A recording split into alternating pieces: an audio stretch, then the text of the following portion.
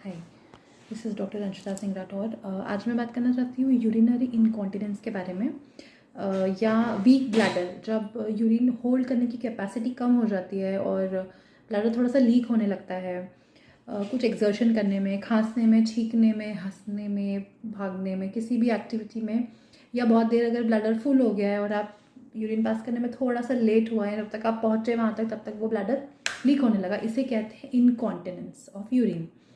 So incontinence most of the time female patients में ज़्यादा देखा गया है, मेल पेशेंट में बहुत कम होता है ये। मेल पेशेंट्स में सिर्फ लेट एज में जब प्रोस्टेट बड़ा हो जाता है या ब्लैडर में अगर बहुत बार बार इन्फेक्शन हुए हैं तो ज़रूर होता है। But majority of the patient जिनको यूरिनरी इनकॉन्टिनेंस की प्रॉब्लम है वो विमेन या फीमेल पेशेंट्स होती हैं। Even small girls, little girls will also come with this kind of a problem. Usually out of shame या एम्बेरसमेंट इसके बारे में लोग बात नहीं करते, but let me tell you this कि ये कंडीशन ट्रीटेबल है, क्योरेबल भी है। Most of the time incontinence के जो कारण होते हैं वो मैं आपको बताती हूँ। सबसे पहला कारण होता है कि अगर बहुत दिन तक खांसी रहे, तो बहुत दिन खांसी रही तो क्योंकि इंट्रा एब्डोमिनल प्रेशर जो है वो बढ़ता है, नीचे की तरफ दबाव आता है, उसकी वजह से इनकॉन्टिनेंस होने लगता है। बट वो टेम्पररी होता है, थोड़े दिनों के लिए होता है, खांसी ठीक होने के बाद वो ठीक हो जाता है। कभी कभी ऐसा होता है कि अगर एस्थमेटिक पेशेंट है, ब्रोंकाइटिस है, उनको बहुत सालों तक खांसी रही है, या रिफ्लक्स है, कोई भी ऐसी प्रॉब्लम है जब खांसी बहुत दिन रही है तो उनको इनकॉन्टिनेंस होने लगता है। तो हम दोनों चीज़ों का इलाज साथ साथ करते हैं। In fact we focus on the other thing. वो चीज़ ठीक हुई तो इनकॉन्टिनेंस भी ठीक हो जाता है। दूसरा बड़ा कारण है बार बार इन्फेक्शन होना।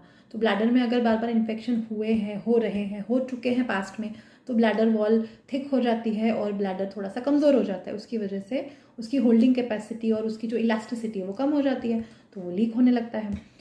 इसके अलावा तीसरा कारण है ओल्ड एज। बड़ी उम्र में बॉडी के जो निचले भाग के जो ऑर्गन्स है, जैसे यूटरस है, ब्लैडर है, वो थोड़ा सा अपनी जगह से नीचे खसक से जाते हैं अगर बहुत ज़्यादा एज है तो, जिसको हम प्रोलैप्स वगैरह भी बोलते हैं। ये भी एक कारण है इनकॉन्टिनेंस का। उसका भी इलाज होम्योपैथी में होता है, वो भी ट्रीटेबल है and sometimes it is curable also, old age.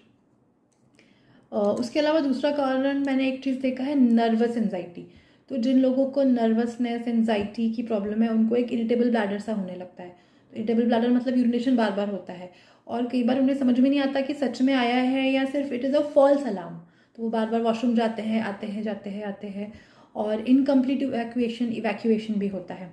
उस वजह से जो है इनकॉन्टिनेंस के सिम्टम आने लगते हैं। तो वो ऐसा कहते हैं कि हम होल्ड नहीं कर सकते, हमारी होल्डिंग कैपेसिटी बिल्कुल नहीं है और हमारे लिए ट्रैवलिंग वगैरह जो है वो मुश्किल हो गया है। तो ये कुछ कॉमन जो है कारण मैंने आपको बताए हैं। इसके अलावा कुछ दूसरे कारण भी हैं जो थोड़े अनकॉमन है, उसके बारे में मैं भी बात नहीं कर पाऊंगी क्योंकि काफ़ी डिटेल हो जाएगा। But yes, these are the usual causes and all of these are treatable and curable with homeopathy.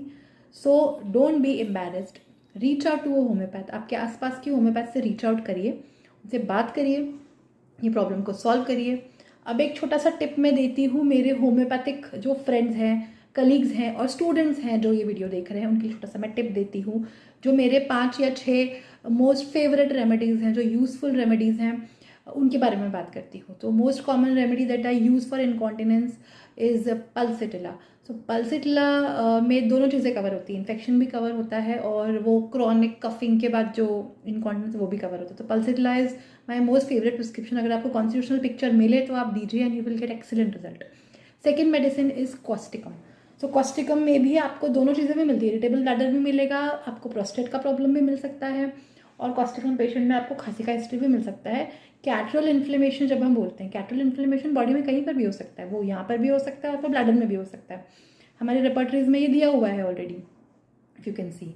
So all my dear homeopathic friends, please go through the whole picture from Boric and multiple notebooks, and you will find the drug picture of the patient also, and you can give this remedy and get excellent result. Third remedy मेरी है सीपिया। सीपिया में prolapse, ये वो काफ़ी चीज़ें cover होती है, urinary infections भी कवर होते हैं। सीपिया के यूरिन की एक अलग ओडर भी होती है और ये सारी चीज़ें भी होती है उसमें। तो आप सीपिया पढ़िए और जस्ट देखिए कि आपको ड्रग पिक्चर मैच हो रहा है तो आप वो डेफिनेटली पेशेंट को दीजिए। इसके अलावा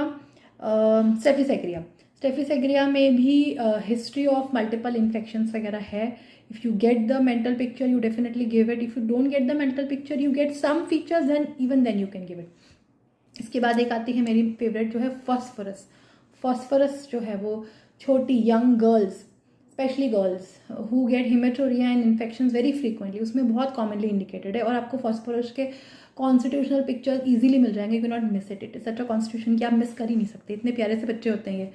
सो ये मेरे 5-6 जो है वो मेन मेडिसिन हैं, आप ये यूज़ करके देखिए। इसके अलावा दूसरी और भी हैं, जैसे कि मर्कॉर है, इसके अलावा हमने मेडोराइनम, थूजन, नाइट्रिक एसिड, ये सब भी हैं। आप ये यूज़ करिए और इनको पढ़िए और हमें फीडबैक भी दीजिए कैसा आपको रिजल्ट मिला। Do share your cases with us. Thank you, bye bye.